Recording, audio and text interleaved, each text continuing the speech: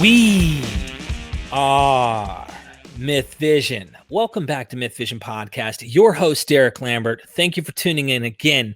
Epistemology, the theory of knowledge, especially with regard to its methods, validity, and scope. Epistemology is the investigation of what distinguishes justified belief from opinion. And today I have none other than one of the masters of street epistemology out there, and I hope I don't butcher his name, Anthony Magnabosco. Yeah, you said it perfectly. How you doing, Derek? Good morning. Awesome, man. Welcome to MythVision Podcast. You know, I watched some of your videos. You've got an excellent channel. People really need to go check out what you do. You have like really good, friendly conversations with people that usually it's like, don't talk about politics, don't talk about religion, don't talk about, and you make it like something that can be talked about because you're not in it to win a battle. You really are wanting the battle to be done in their own mind for them to consider themselves. That's what's special about what you do. I think that's a really good description of what I do. I'll usually go out and initiate talks with people and then ask them to pick a topic that they think is really true. Being in Texas, they often pick the God belief. But yeah, I do want to talk about political claims and supernatural claims, whatever. And then, yeah, I've been using this method called street epistemology, which is a friendly approach where you're asking questions and you're basically encouraging your conversation partner to reveal how they think that this stuff is true, as opposed to me saying, well, here's evidence that shows that you're wrong. Please accept the evidence, which is what we usually do when we have interactions with people about these deeply held beliefs. It's so amazing because even I'm a recovering addict, okay? And this isn't the conversation, so to speak, but almost all areas of life, this is a great practice that you're bringing in. And it's really a patience that you're testing is not, once you realize you don't have to be right and win the argument, you plant that seed of letting them examine their own beliefs without making them feel confronted like there's a battle at hand. They're going to feel that way. Like even your tutorial one, the guy who's worked at the college, you can tell in his voice, in his demeanor, this guy is anxious to tell you that he's a believer in Jesus and he sure hopes that you are too. But you just said, and you went with it and just let him do his thing. I love that, man, how you approach that. The people in drug addiction will approach me sometimes very angry, or they think I have this thing. And I go, Really? well, what worked with you? Because I did it. I was abstinent when I got off of heroin. I was dying from addiction. And I withdrawed at home. Well, at someone else's house for 4 days, then at home. And I didn't go to an outpatient or an inpatient facility, even though if I ever had to repeat it again, I would. They like approach me and they think I'm like going to tell them how you're supposed to get clean off drugs. It's almost like religion. If you've heard of 12-step meetings, they're cultic in some ways, and they do work. Don't get me wrong, but they're cultic in many ways. 12-step groups have a higher power concept attached to them. Make it whatever you want it. A doorknob, you can make it a light bulb, or it's the divine creator, Jesus, So they approach me and they think I'm going to tell them how they must do things to get clean. And I look at them and I just say, no, honestly, like there's many ways to achieve this. What are you comfortable with? What works for you is not what maybe works for me. And they're like shocked to hear me say that. Like, you mean to tell me you're not going to tell me what I must do? No, no. It's interesting that you made that comparison because street epistemology, I think, is really successful as a conversational approach when you're talking about deeply held beliefs. If you try to take yourself out of it as much as possible, that was like first thing I think that you were mentioning, is that when you can take your own ego out of the conversation and this desire to win or to correct people, and you focus on them, that really resonates with a lot of people. That would resonate with me if I was talking with somebody who perhaps I disagreed with. If they were really willing to listen to me and let me speak my mind, that would gain a lot of favor with them, I think, in my own mind. And that works both ways. So that's kind of one thing that I think that we try to do is really make them the focus, and not so much them and the belief per se, but how they concluded that belief is true.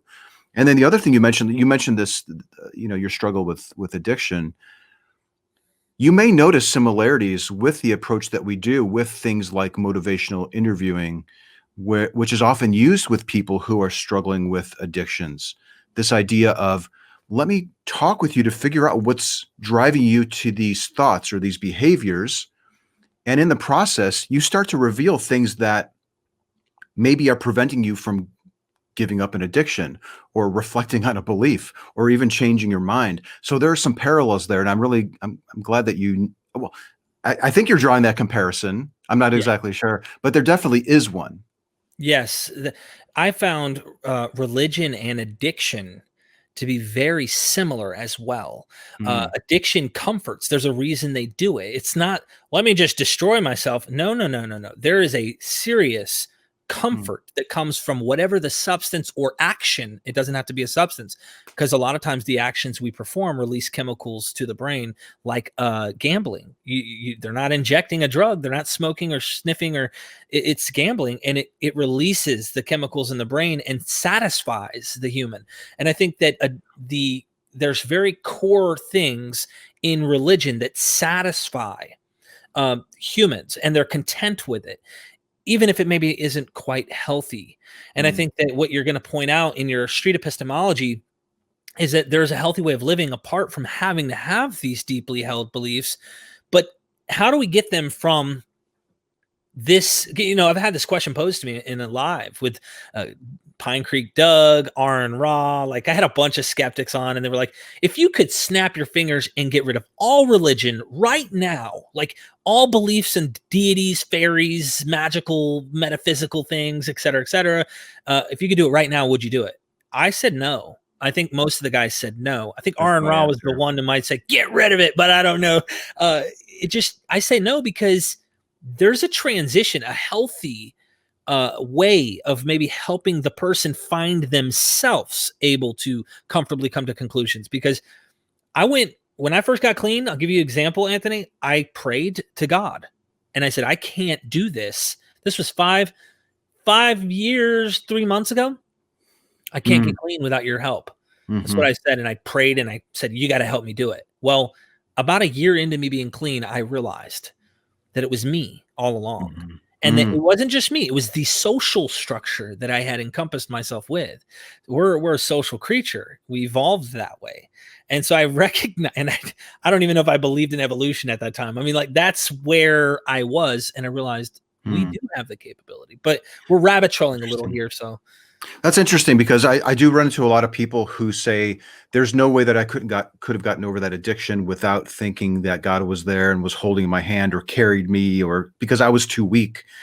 And it's so tempting to say, however, what if it, well, sometimes I even ask that, if it really was you, how would you be able to tell?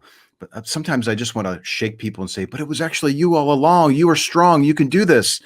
And, but what I'm wondering is, sometimes I think that that a lot of people are reluctant to seriously question their beliefs if they are convinced that the God got them through that, for fear of relapsing. And you have me wondering if that was actually something that went through your mind. Did that get in the way of it? Were you worried about slipping back into drugs if you started to question the explanation for getting out of it? I honestly think there were moments where the thought did come into my head of, Derek, you're treading on unknown ground, right? You're beginning to like listen to guys or skeptics that are showing that maybe the Bible is human in nature, Mm, showing that this book you held sacred, the God of this book may just be the figment of this cultural people's imagination based on a knowledge they don't understand. Therefore, they have kind of concocted this understanding of a deity by maybe natural phenomena they don't understand, and many other possible aspects. But when I started to actually be inquisitive and investigate, there was the fear of like, am I letting you down? Because I had a deep held like internal discussion with God all the time. Really, it was a discussion with myself, but I always thought it was God. And finding out eventually, I kind of used the terms to a lot of people who are open to the discussion.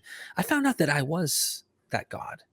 And they're like, whoa, don't say that. That's blasphemy. But no, you get what I'm saying when I say that, but mhm, that I had the mhm, power, and there is inspiration in words. Words do carry power. in the way that we internalize them, in the way that we kind of live out our lives. But I think over time, I'm going to say this bold and blunt to the conclusion, my becoming a skeptic atheist, where I actually question things before I believe in them, I honestly attribute that to me being clean today and not relapsing.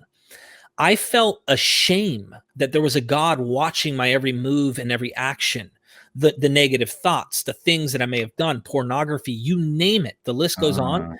I always felt like he was watching me and he was let down by my action. And therefore, I always internalized this as like, am I really yours? Is your spirit really in me? And when I did that, I'd always, like, there was a guilt and a shame of this that I finally, when I psychologically let go and realized it wasn't just that. Christians will use that as the excuse for why I'm not a Christian anymore. Oh, your actions, the way you lived your life, see, ha, ha, ha, ha. And that's what I've had happen to me. Not all Christians, but my sister-in-law, other people that I've discussed this with. Your lifestyle is the reason why you left. It had nothing to do with the evidence for or against God. It was multiple facets that made me start to consider. And that's really where I've come down on. That's really interesting. Yeah. I could ask you a whole bunch more questions about that. You can ask me anything, man. I mean, I'm just here to hang out and have a conversation and like use whatever you'd like to do, man. This is your time to shine. And of course, guys, you could see he's experimenting on me right now. And and he does this on his channel. You gotta go to his channel and subscribe. So for sure. Well, you're the questioner, so sometimes I have a tendency to just get my questions in the way. But yeah, I mean, what else? Where do you want to go? I'm completely fine going where you want to go with this. Okay, I'll ask you. You've said this on your channel before, but for those who don't know you, are you a believer? Or have you left the faith? What led you maybe down that path? Was there an aha moment or a gradual escape? I was raised in a believing family. And as a young kid, I just didn't think that it was true. I compared, I seriously wondered aloud to my parents if God was like Santa, because it seemed far-fetched and like mythology to me. So that's kind of where I was pretty much my whole life. Although you learn early on that it's important to a lot of people. And I didn't know anyone else who was thinking the things that I was thinking at an age of 8 or 9, which led to a lot of anxiety looking back. Like, I think I was a really anxious kid, probably because of that, thinking I just don't fit in. I think that was probably a big factor of that. So I just kind of kept my mouth shut. But as you get older and I started dating, and the girl that I was dating was very religious. I didn't realize it until later on. And then their parents made this big deal out of it. And then that didn't work out. But I did get married, a wonderful family now. And it sort of dawned on me that these beliefs really can't be justified to the people that hold them to their standard. And look at all the harm that's being caused because of this belief. These beliefs, these God beliefs in particular. And that's what sort of got me into the street epistemology stuff, because I was you mentioned before we started, like, you were a caged atheist, I think was the term you used. And I was like an uncaged, raging atheist at one point, and I would argue with people and that type of thing. So this approach really appealed to me. And then I came to find out that there's actually something to it, that it really does seem to help people take a look at their views, reevaluate their level of confidence that they're assigning to their belief. And then ultimately, like your journey out, recognizing I could probably be just as good and get through difficulties and maybe even have a better life without this belief that I can't justify.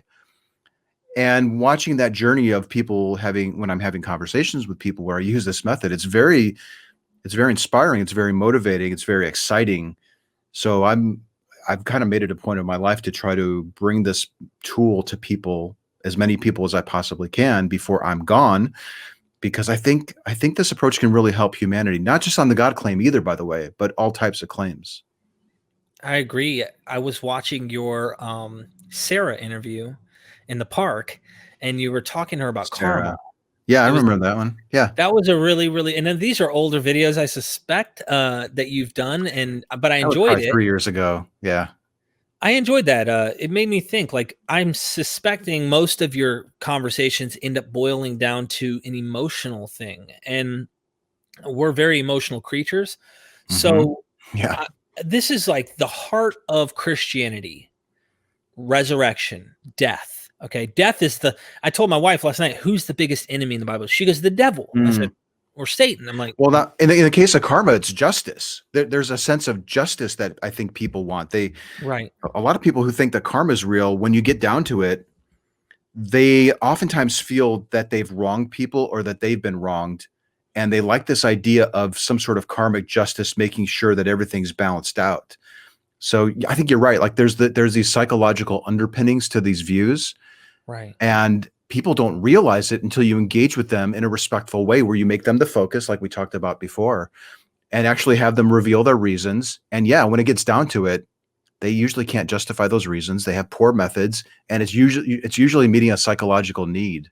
And that's interesting. They project. I think they project the obvious that we all share in common as humans, like justice. We all want the bad guy to get what he deserves. And Yeah. technically, I think it's in our nature to feel naturally eye for an eye about things. You know, you did that to my family. Well, guess what? I'm going to do that to you. I love my family. Why would you do that?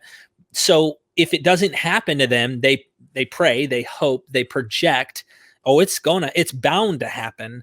I believe it's going to happen, whether it's Hitler burning in a lake of fire, or whoever or whatever it might be. Or if you've been good, let's project that the good get paid in some way at some point in the future. But I Mhm. was thinking about it last night. I told my wife the biggest enemy in the Bible isn't Satan, it's death. And we all have to face it. So this is something that is so primal. It's so fundamental to all of us, and they give you an answer even if it's not something you can actually prove at all. Right. And Right. it's, you will see them again. This isn't the end. And that's so deep and emotional. Like, we don't want to let go of our loved ones. How do you overcome that in conversation? How do you get people to look past the death? That's Mm. a hard one, isn't it? It's tough because a lot atheists don't have a better answer other than the pretend one that most people have been giving, or let me just say the unjustifiable one that most people have been giving. So we're kind of atheists, I suppose, or skeptics maybe, are at a disadvantage because we often don't have better answers to give other than I don't know is one of the answers. I don't know what happens when you die, or let's lean on each other. Right. And if many people don't have a support system in place. I was actually thinking about this in the shower earlier today. I was thinking, how many children who are surrounded by parents who love them and nurture them and protect them actually find the need to then, on their own, consider that maybe there's a higher power also protecting them. They probably don't do that because that need's already been filled. It's when you get kicked out of your house, or you're struggling at school, or you're homeless on the street because you lost your job. It's when we're desperate. It's when we need somebody to be there to be our protector. That's when our minds start, I think, being more open to the idea that there must be something else out there because I don't have anything right now. That's a very tough thing to overcome. Usually what I do is I have a discussion about, this is what it almost always comes down to in street epistemology, especially on these supernatural religious claims that are meeting psychological needs, Mhm. is how do you how how do you think other people who don't have this belief manage to cope? Right. And they likely do know other people that do. It often comes down to this: do you value truth more than you value the comfort that beliefs can give you that you can't justify to yourself? That's usually what it comes down to. And if you can get to that point, that's usually where you can really get the measure of a person is, do I want to believe true things, or do I want to believe things that I can't justify or demonstrate to myself that they're true, but just thinking that they're true is good enough for me?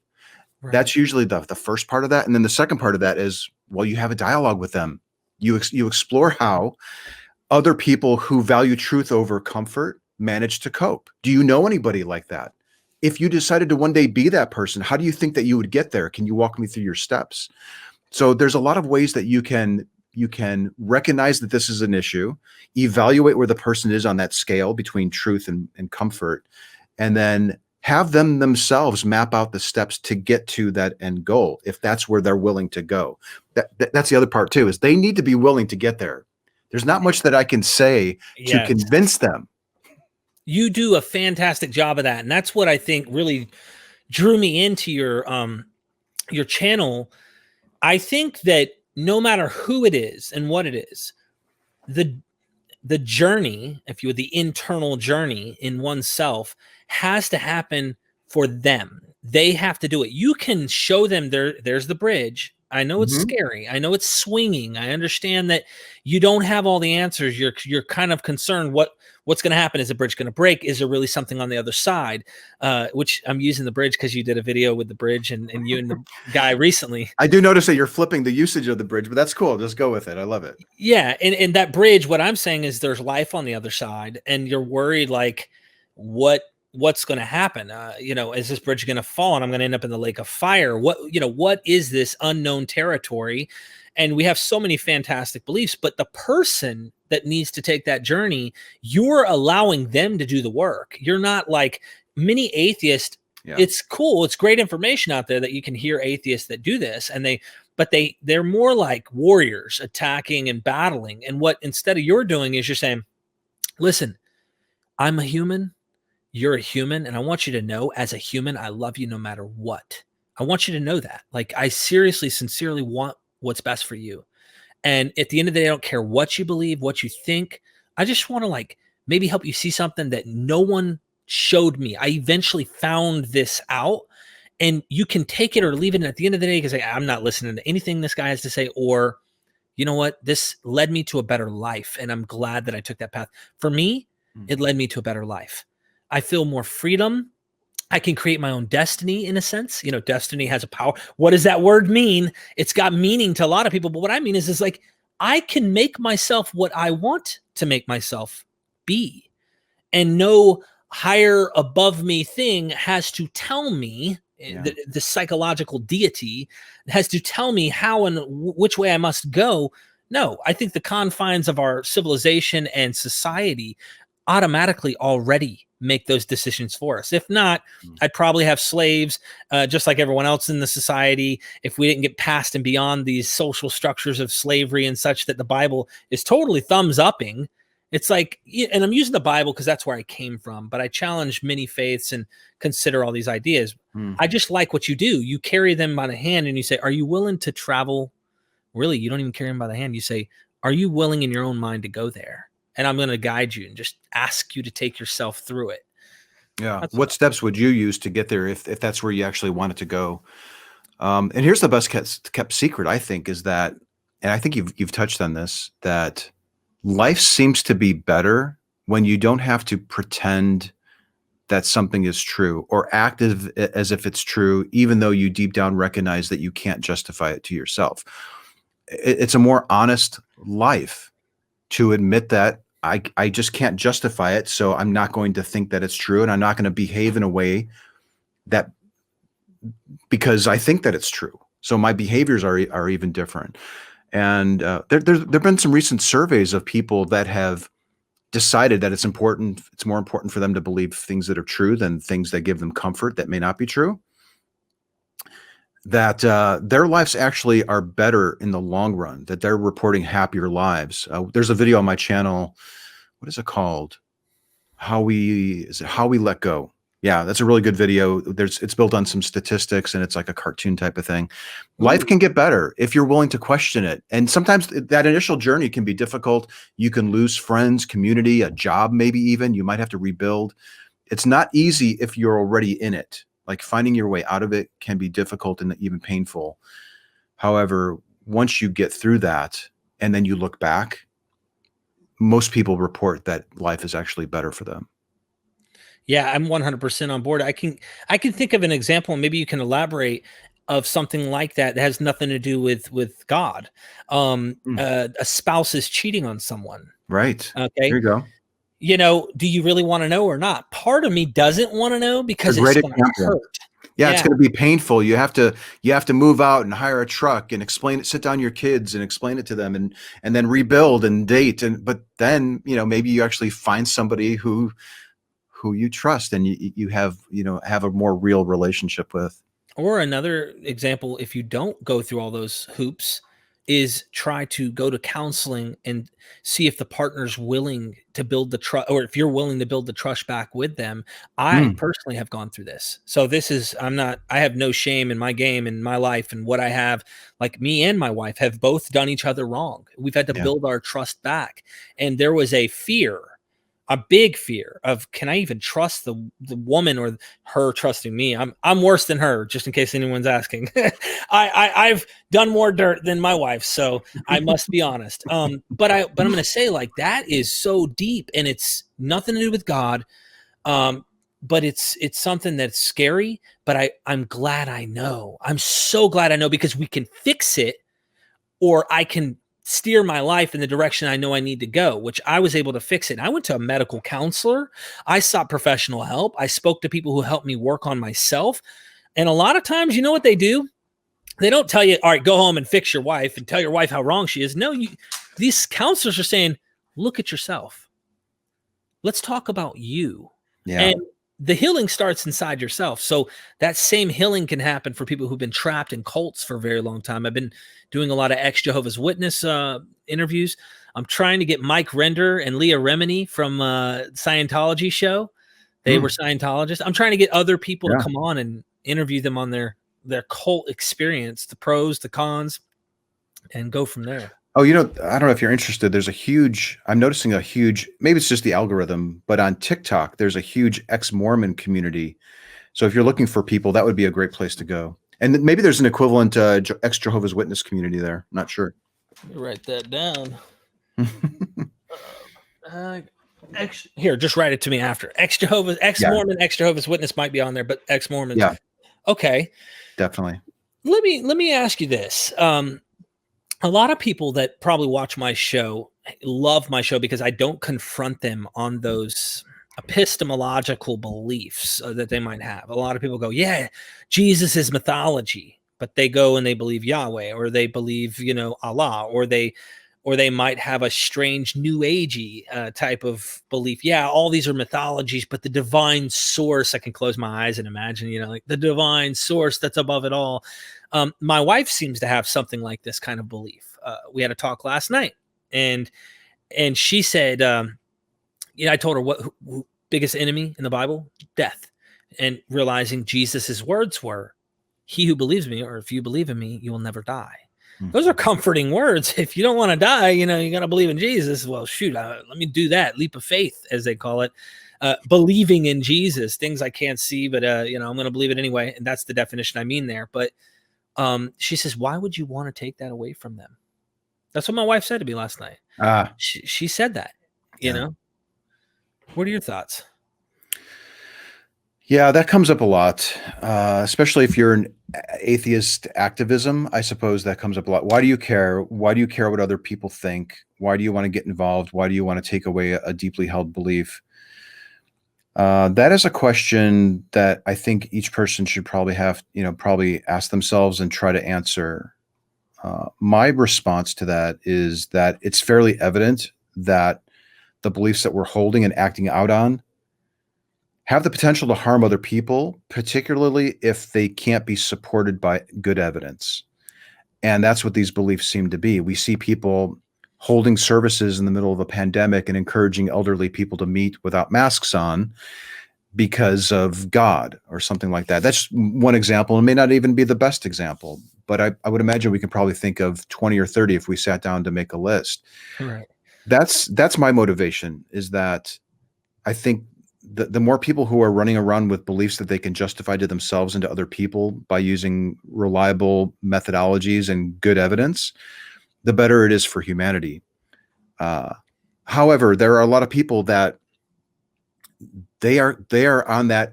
If the needle is pointing, they might put the needle more towards the comfort edge rather than the truth.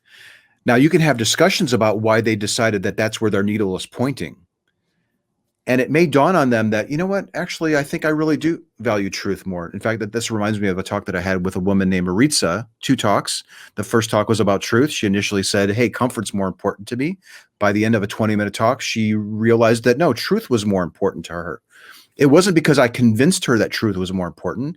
I asked her questions so that she can reevaluate her position on that little gauge. And by the end of it, she realized she was really over here. I think she was probably here all along, that no, truth is more important. Even though she said originally that no, it was comfort. I think a lot of people do value truth, and they're willing to pay the cost necessary to make that conversion from comfort to truth. But I don't make that determination for them. I ask them essentially, what is more important to you? What would you want your kids to be running around with? Where would you want your kids' needles to be pointing as they go through life? And sometimes when you phrase it that way, it dawns on them, oh, wow, I definitely want them to believe true things, and I will try to be there as much as I possibly can and give them the comfort that they need. It dawns on them, but it doesn't usually, people don't usually think about their own position on that gauge. So I ask them, where would you want to be? If they say, listen, it would be extremely devastating for me to think that this God wasn't real, I might actually harm myself or other people. And if they mean it, then I back off on it. So I basically let them, they are laying out everything to me, and I try to go where they take me. However, I do ask questions to make sure that what they're saying is indeed an accurate reflection of what their position is. Yeah, you do a really good job. I love that. And you try to almost be invisible to allow them to, you're just a mirror and not like a weapon, because they feel, no matter who it is, I feel like they kind of feel defensive no matter what, till you can hurdle that and just show them like, I'm not here. I'm not even responding back and being critical of the things you already said. I see a lot of that debate happen, whereas you're not really debating. You're allowing them to challenge themselves, so to speak. Right. How can it be a debate if I'm as accurately as possible repeating back what you're telling me, and then building questions, fair questions, not leading questions, hopefully, off of what you're telling me. So all of the fuel for the conversation is based on the materials and the oxygen that you're giving me. So we basically go at the speed that my conversation partner is comfortable with and the direction that they want to go. And that is it's a very unusual thing. It's kind of a counterintuitive thing too. We don't usually engage in conversations where it's all about the person that you're speaking with. I think that comes down to, and this is probably why psychologists get paid so much, is, it's a level of maturity that is required, in my opinion, to be the man or the woman in the position to be doing street epistemology. Are you willing to allow people to walk away who might say, yes, I believe in fairies, leave me alone? Are you willing to be told no? Are you willing to take rejection? Because the ultimate thing is kind of having that, so to speak, serenity, if you will, on allowing people to believe whatever they want to believe and being okay with it, and knowing they believe that walking up. Like, you have to be mature enough and stable enough to know that and be okay that they might walk away the same way they came, and they might even be more staunchly in that direction. Are you okay with that when you go into this? Not to challenge them or harm them, I'm okay with them. I'm okay with them going wherever they want to go, to be clear. However, I would be lying if I didn't say that there would be a part of me, and I've had conversations with people where I just have to sit down, I turn my cameras off, I grab a little bit of water, and I just think about like how sad it is that that person is content with valuing comfort over truth, or believing in something like fairies, for example, that they can't justify, and they're so ignorantly resolute in their position. It's very sad because those people vote and they'll have families, and I'm hopeful that they may come around on it. The other thing about ending conversations on a good note or trying to keep it positive the entire time is that when they're walking away and thinking about it, hopefully they're not thinking about the bad experience that they had, but the good experience that they had and the value of the questions that you asked, where hopefully maybe they'll be a little bit more honest with themselves later on after they've had a chance to calm down after being filmed. For example, in my situation, I'm filming them. And maybe even talking it over with a friend or a priest or some, a leader in their community or whatever. They're going to the bar and having a beer, and then they're processing the questions. Maybe they'll be a little bit more honest with themselves and say, yeah, like, what kind of life do I really want to live? Do I want to live an honest life where I can justify the beliefs that I hold, or do I really want to go around with these beliefs that I can't justify? I'm optimistic that that most people do value truth, and that they will process these questions in due time when they're ready for it.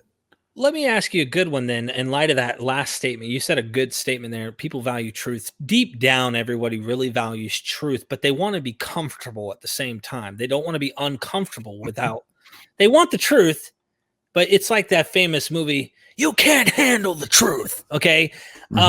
It's uncomfortable at times. And trust me, it is. That's someone who went to the other side, who didn't know what the other side of the bridge was like. I heard other people went there, but I had to go on my own path. I had to, my deconversion, I like to call it deconstructing, if you will, and rebuilding was through, if you will, comparative religions and seeing mythology patterns similar to other societies, finding out biblical narrative, because I was a staunch Bible believing Christian, Old, New Testament, the whole nine, very like radical in my beliefs. And you can go back and watch YouTube videos that I have. It's on a whole nother channel that I even leave my name on. People can see I had the Calvinist beard going. I was a radical in terms of just, really drinking the Kool-Aid. But I had to slowly realize how this was built. And when I found out the fabric of it, the truth of how these texts were made and who wrote them, and maybe some of the reasons why, and how they were borrowing things from other cultures that were probably successful. So they said, well, we like that teaching. Either they liked the way it sounded, it rang some truth in their own culture and their life, or this is a successful culture. I'm going to borrow this idea, the Enuma Elish, Epic of Gilgamesh, whatever it might be, and use it into their own narrative. That was what helped me gradually escape. It wasn't the confrontation of, why'd your mother die? Why would God allow that? It wasn't nothing like that. My mom's still alive. I'm just making the example that I had a different path, and it was very comforting to take that slowly over the 2-year path of me looking into it. Other people don't. So I wanted to ask you in that whole thing about truth. It sounds like a lot of these people want to say there's evidence. That's why I believe there's evidence, but you slowly start getting them to say faith. You see, they start to come back over. Can you discuss that a little bit with me? Can you take me through, like, are there anybody that dies on the, nope, this evidence is true hill that you've dealt with? Oh yeah, there's a lot of people who think that they have good evidence to back up their claims, and faith is not a factor. You'll notice this also with a lot of seasoned apologists who I think recognize the liability with saying that faith is a part of the mix. I've noticed that there's a tendency these days to say, no, faith is something that you get after you decide that you're believing that it's true. It's a gift that you get at the end or something. So faith can be oftentimes needed to get to the belief, equated with belief, or on the flip end, the third stage of that is, no, faith is what you get after you've concluded that the God is real. So you have to be really careful with that word, and that video with the bridged goes into all the different definitions and some of the problems and how most people are really using it. But no, there are a lot of people who say, I've got evidence to back this up. It's good evidence. However, for supernatural claims like gods or fairies or spirits, like in the case with Maritza with leaving out the water. I don't know if you ever watched that one. Yes. It's a great one. It's so good. She thought that she had really good evidence for the belief. However, when you start exploring the quality of the evidence to their standard, not to mine, and you have to watch for this. A lot of people will say, let me give you this book, or they will start giving you evidence that they think you will find convincing. Put the kibosh on that. Just say, hold on a second. I'm really interested in the evidence that you think you have to justify your confidence that this is true. So always make it about their evidence. And what I think you'll eventually find is that the evidence that they're purporting that they have is not as good as they think that it is. It can often be used to justify all different types of claims. And they start to realize that they have a different standard, that the standard to accept the claim that God is real, the evidence that they think that they have, that standard is lower than the evidence that they would accept to discard the belief. You ever notice that? Yes. Very, very interesting. And that actually came up in the talk, in that talk with Maritza. She required a really, really high standard from me. She wanted evidence from me to show that spirits weren't real. She set this very, very high bar. And yet when we looked at the evidence that she had to justify her claim that spirits were real, we realized in comparison, the bar was very low. So we talked about that. Why is that? Why would that standard be a little bit different? A lot of people don't even think about the quality of their evidence. They just think that they have it because they think the belief is true. And that's what's so beautiful about these respectful, questioning type of interrogations that are polite and profound, because it's like you are taking yourself out of it and you're being a mirror to them. You're Right. basically showing them what they think and how they structured it. No, that 100%. She, just for anyone who, let me give them a tease so they can go watch it. They need to go watch this video. Go to his YouTube channel. She believed, and her mother taught her that pretty much the spirit, you leave water out when someone dies. If I'm not mistaken, it was when someone dies, so the spirits can come and they drink the water. Which right there, like a huge red flag, comes in my head. Like they're able to actually drink physical their spirits. So where does the spiritual and the physical, where does that line up? But anyways, yeah, like it's just difficult. Like you need to define what you mean by spiritual, but or spirits. But yeah, I want to ask you something else, because I watch Pine Creek Doug a lot, and he does street epistemology type stuff. He does like a hybrid though. What did you mean by a hybrid, if you don't mind me? Like, what is it he does different than you? Well, hybrid, yeah. Well, Doug is really well versed in the Bible itself because he was a believer for so long. So I noticed that he will spend a lot of time arguing, or not arguing, but pointing out contradictions in verses. So he'll listen to a lot of apologists and say, well, they're saying this, but if you look at their book over here, it says this, and how do you reconcile that? So he merges his deep understanding of that book with his understanding of street epistemology, and he merges it together in a really entertaining way. Whereas with me, if somebody said, well, I think that the Bible is true, and they give a verse, I wouldn't then immediately think, well, what verse can I use to counter that? I might ask, and I've even seen Doug do this. This is what's so neat about him. He works these levers in and out. I might shift and say, well, if we found a similar verse in a competing religious book, would it mean that that book was true as well? Something that's just an outsider test for faith type of question, which he walks this really interesting line of presenting people with things that, in my mind, that they would find defensive or offensive and become defensive. Whereas I try to avoid that. I try to avoid raising people's hackles where I think he enjoys it. In fact, I was just watching one of his videos yesterday. I think he was saying his first priority is entertaining himself. So he enjoys these types of interactions, and I do too. However, I guess what's my number one priority? My number one priority is to demonstrate the method of street epistemology, and then maybe also leave people with some challenging questions for them to think about. That's interesting. Yeah, maybe fifth on my list is, or maybe 10th on my list is personal enjoyment, because it's hot in Texas and it takes time to edit these things, and now with COVID, like that's kind of all on the back burner. Entertaining myself is probably pretty low on my list. That's funny. I mean, for me, this is a passion of mine, of course. I guess my priority is to expose ideas and concepts you've never heard, that usually you're never going to hear in church for sure, but that someone can come on and go, hold on. Like here's an example. The Bible, right? And mainly it's been the Bible, because that's like my bread and butter, so to speak. That's where I came from. That's everything I knew. But I also try to do this with scholars outside. Like I want to start interviewing scholars on Buddhism, people who don't even know like there's a debate in the Buddhist circles of whether Buddha existed or not. The question I had initially when I started this was, did Jesus exist or not? Right. So it was a question, but now it's like turned into like, tell me a channel you can turn to that makes it entertaining and explains to you that Yahweh fought Leviathan, and from the corpse of the dragon Leviathan, he created the cosmos. Okay. This is in the mythology, the lore of the Jewish lore, if you will, the Old Testament, the Hebrew scriptures, and of course in pseudepigraphical writings. Now, I don't know about you, but I mean, if you were to pose that to a Christian who's never heard that, how would they respond? You mean there's a story that God fought Leviathan and created the world from his... So, yeah. You see what I'm saying? Like, here's the difference. Before I would present anything that I think could contradict what they've just said, or maybe surprise them, I would first ask them, how they would react if they discovered something like that. Right? So that they say, Right. well, those books have all that stuff in there anyways, and that's just how those people thought at the time, and that was God's way of conversing with them and explaining very difficult concepts. They're going to probably find a way to rationalize it. So rather than playing whack-a-mole with like, well, what about this? Well, what about that? What about Right. that? Don't do that.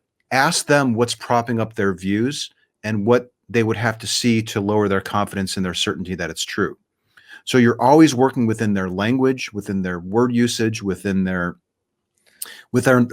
own belief structure. You're always navigating with the things that are critical to them thinking that this is true. Now, you can entertain bringing in things for them to think about that might upset the tower, so to speak, or pull one of those little pieces out to go to the Jenga tower reference. I don't know if you've seen that video. That's a really good video that I did. I need to check it out. I think it's called How to Change Minds. Check that one out too. Okay. Maybe I can give you some links after this is done. We'll stick them in the comments. Yeah. In the description even. Yeah. It's really tempting to give people things that you think for sure that they will find convincing. Try to resist doing that. Ask them to reveal what they found convincing and then explore it with them by asking questions. I want to say up front, and I didn't make this clear for me, like I don't one-on-one specifically do this. My videos convey information that might rock like, what? Hold on, I didn't know that. You see what I'm saying? So they can watch it without anyone pressuring them, but they'll find out like, hold on, you mean to tell me there's a verse that says that? And it might create some sense. I've had a buddy of mine, for example, Tim Mills. He was a staunch Christian. He started watching my videos and he's like got his own channel now, Atheist Harmonics. Like he has his own channel where he literally wants the stories of people who left the faith. And that's his entire channel.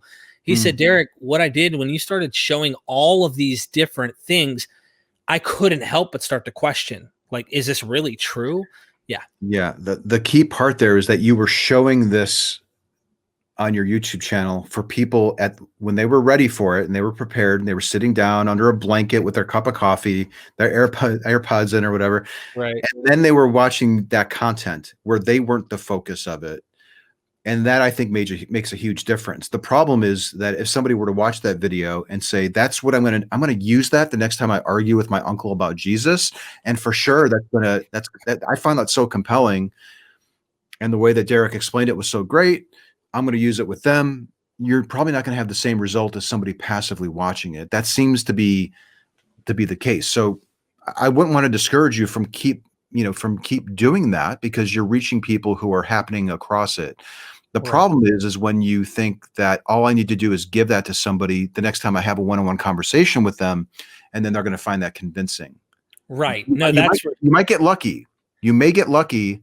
And that's exactly what they needed to hear at that point in their life. But you're taking a risk because it may not at all be a factor. They may have already figured out a way to justify it, or they can probably figure out a way to justify it on the fly. That's a good point. No, that's why I have you on here, actually, as I'm taking a lot of advice that you've put out there and watching you in action and explaining a lot of your tutorial ones. You walk us through, you talk us through, and you explain. It's really interesting. It just, like I said, it takes a level of maturity. So anyone who's going to go out there, I would ask that someone who's not at least well-versed in street epistemology, hold your reservations, maybe ask simple questions, but try not to get emotional. People have different views. Sorry, if you didn't know that, let me let you know, like people have different views in this world. And so just be ready for that and maybe watch some of your videos. If you have a certain level of emotional maturity, I think really helps. If you can manage to suppress your ego and your identity and your goals, I guess, like, I don't know, don't approach this as how do I convince people that they're wrong. Figure out how they concluded that they're right. And if you can approach it that way and take yourself out of it, you're going to probably make really good progress. You probably will make tremendous progress in that regard. Wow. Yeah. Dude, that's awesome. I'm interviewing Jesus from Australia at the end of this month. There's a man who really claims that he's Jesus. Yeah, somebody was talking about him recently. And he has a cult. It may have been Pine Creek. Oh, might have been. I don't know. I'm interviewing him on the 28th, I believe. And I'm going to be doing something that I've never seen done with him. Most people mock him, and he from what I've seen, the hours of content that I've kind of scoured through to get prepared for this interview, like they either mock him or they don't really know how to handle him. And he's sincere. Like this guy literally thinks this. I don't know if there's mental health behind it or whatever. I suspect there could be potentially, but I'm going to approach it in a strange way. It's going to be kind of more of an entertaining show where I'm going to be asking him, I'm going to go, you know what? I don't believe you're Jesus. Just letting you know up front, I'm a skeptic. I don't believe in Jesus, even if you were him. I don't believe. But anyway, I'm just making the point. I'm going to play the role as if he is. I'm an atheist, and I'm going to have Dr. Robert M. Price with me as well. He's an atheist, and I'm going to interview Jesus, pretending that he's actually Jesus. So Christians who might tune into this, they may not like it, but it is kind of funny. Like, how do you know he's not Jesus? If you were to ask a Christian that question, how do you know he's not? He says he's the second coming of Jesus, and Jesus supposedly said he was going to come back, even though I'm getting biblical here when I say that he predicted this way back then. How do you know he's not Jesus? Anyone can start saying claims, This reminds me of one of the pre-show questions that I think, was it Dave that wrote down? He wanted to know, somebody wanted to know why I don't pray with people if they offer to pray with me. Do you remember that question that was on there? So like, kind of your plan to interview him as if he is real, kind of reminded me of that. Like I don't like to participate in beliefs or rituals that can't be justified to their own satisfaction. So like, why would I want to pray with somebody if they really can't explain why they think that their holy book is real or their God is real or that prayer does anything? So I'll respectfully decline and say, well, that's okay. I'd rather just pass. But if you really think it's necessary, maybe as you're walking away, if you want to say a prayer, that's completely fine. But I'd rather not participate in it. Right. Now with me, I think my goal is to, I'm going to be asking questions while assuming he's Jesus, of course, knowing he's not, but I'm just assuming role playing here. Does he know you'll be role playing? I'm going to let him know. I'm going to say it up front. I'm going to be role playing, but it's all for hypothetical because I'm going to ask him things that only if there was a Jesus, according to the narrative, the myth that we're told about him, that we have other documentation that is interesting that Christians neglect. Did you perform miracles as an infant, for example? That takes you into pseudepigraphical writings like the infancy gospels, which are crazy. I mean, Jesus like literally kills a kid and then brings him back to life to testify that Jesus didn't actually kill him or something. Like these are real documents that are written in the name of Christianity and Christians who follow and believe in Jesus. But I want to ask these funny, interesting, odd questions he's probably never had asked of him. But he also plays into this really, really well. He was interviewed by a psychologist and stuff. So they asked him about Simon Peter. Like to watch that. Yeah, he says Simon Peter was a habitual rapist and that he raped Mary Magdalene 2 days after the crucifixion. And I'm like, I think I would probably ask him something like, how do you demonstrate to humans that you love them? And then watch, look for a few examples, and then maybe ask something like he might say, well, I demonstrate it by protecting you from harm or something like that. I don't know what he would say. Then I might ask something like, are you all knowing? He would probably say yes, I think. And then maybe say, well, can you provide the cure for cancer? And then see if it all jives. But I guess see that would be sort of like circling the wagons to trap him, and we don't really do that in SE. I'm not going to do that on this show. I am going to do follow-up shows and discuss the content that he lays out. You see what I'm saying? So the critical response isn't going to be during the show with him. It's going to be after in another video where we will be able to discuss some of the details. I think it'll be a good practice to kind of do that. But I don't want the guy to run away. He said if it's uncomfortable and it's something disrespectful, he doesn't mind tough questions. He said, but if it's like I can tell you're coming from a bad place of mockery or something, I'm just gonna leave the interview. But he's gotten mocked so much. I do feel bad for the guy. Yeah. No, I think you could probably do an interview where you're not mocking him, but you're saying, listen, I don't think. I would probably say if I had to interview this person, I researched it and it was like I'm thinking. I would probably say, I don't think that you are the Son of God. I think that'd be highly unusual. I'm open to the possibility that it's the case. I am wondering if there's perhaps something psychological going on here, and I'm wondering if this is even a healthy thing to be questioning you on. Because if you came to realize that you're not, I'm not sure what the implications would be for you or your friends or your followers or this type of stuff. I think I would just lay everything out on the line and express all my concerns about questioning him Mhm. about his claims. However, if he was still willing to engage, it kind of goes back to the whole truth thing. If he said, no, really, I do. I guess he's so convinced that he's right. It's very strange. I don't usually get people who they themselves are the claim that I would be interrogating. Dude, I gotta set that up at some point with you. I really think I could probably No, make thank that you. happen, man. No, if he'd be willing I'm to good. carry on the discussion though, with you asking those probing questions, I don't know if he would stay very long. But even with you being kind, because those kind of questions do dig into some deep points. Most Mm. people aren't comfortable going there, and you would have to like slowly get there. Yeah, I just thought I'd throw that out there because it's funny. It's something coming up. I think it'll be interesting. Plus, I do want to ask him about the Russian Jesus and say, is this guy a con man? I mean, what's up? You know what I mean? Like, are you really the true Son of God? What is this guy doing? Could there be more than one Jesus on earth?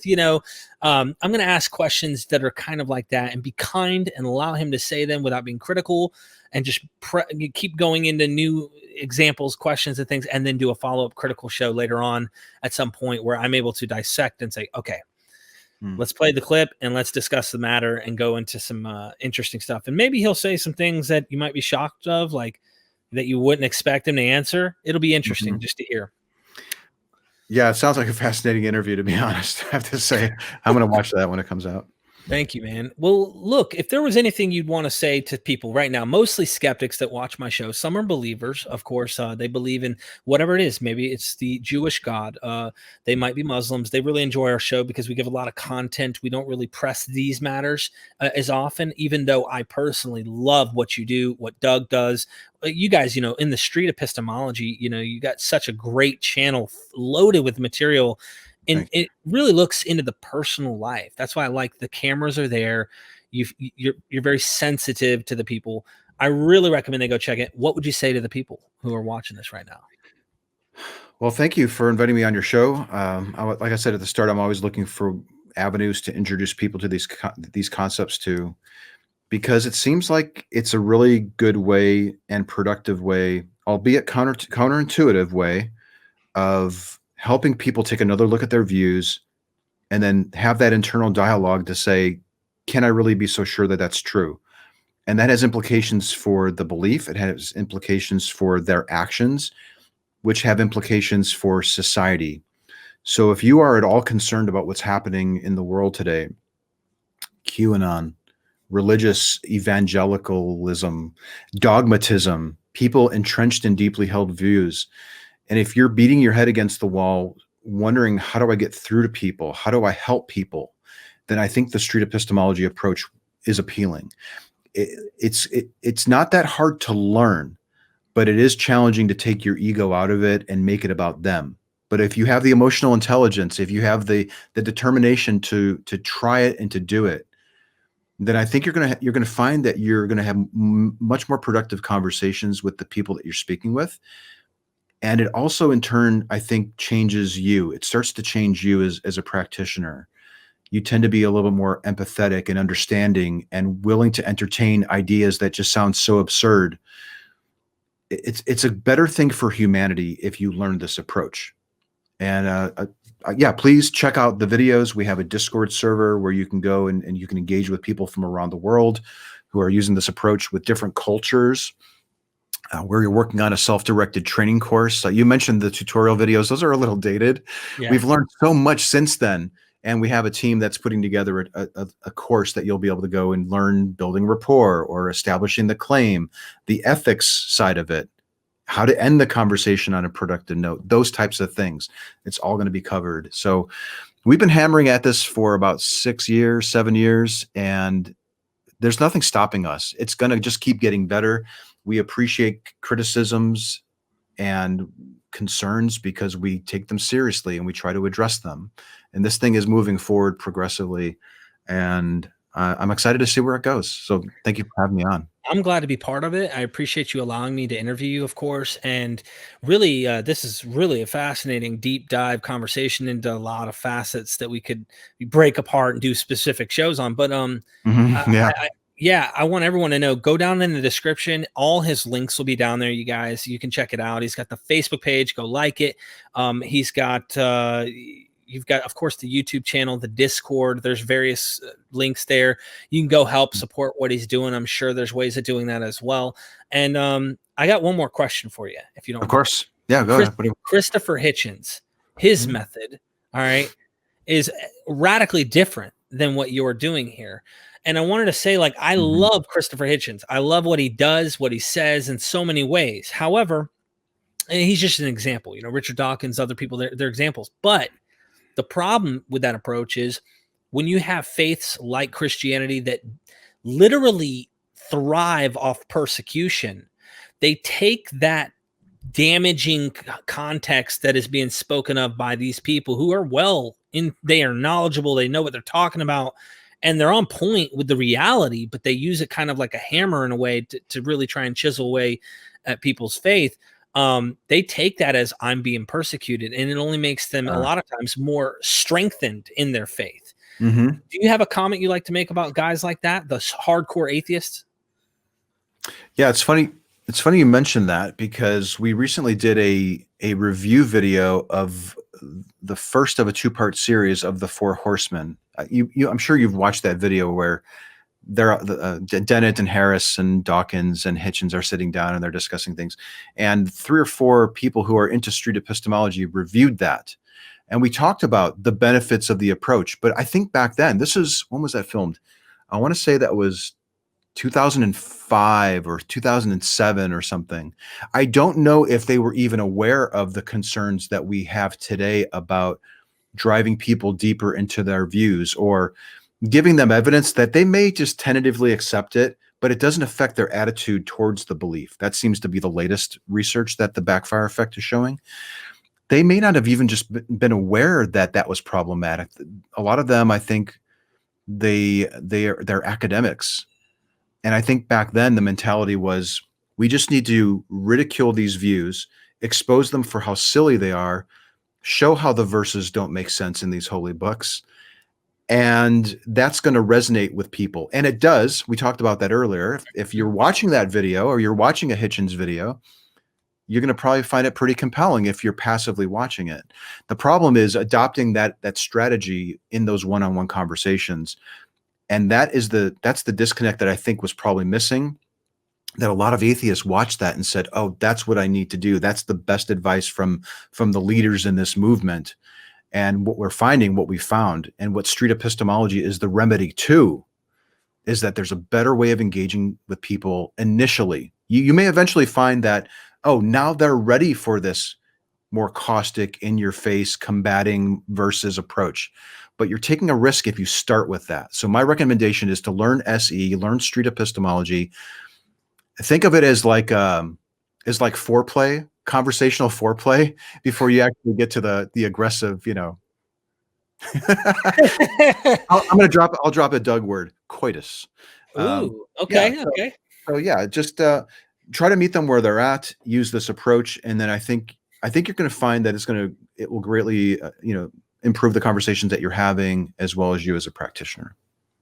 I'm very thankful for what you've shared with me today and for your channel's existence, because that has always been my approach naturally. Naturally, Yeah, me too. I felt empathy for the believer and Me the too. Christian. Yeah. I And it didn't was feel, tough.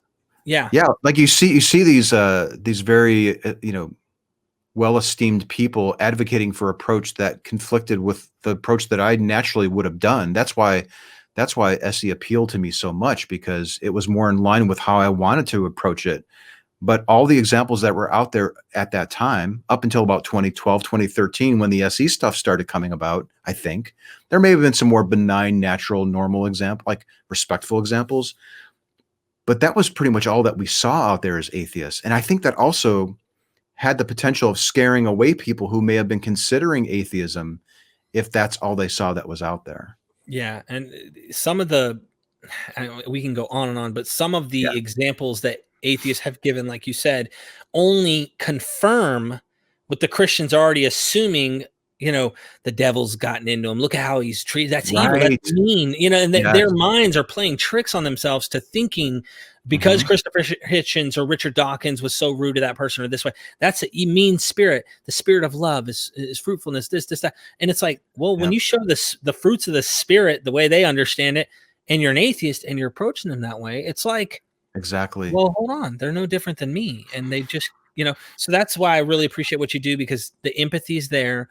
You have a lot of patience. And I ask everyone to go check out, please show him some love. So, Yeah. hey, make it worth it. So Anthony can come back on here again.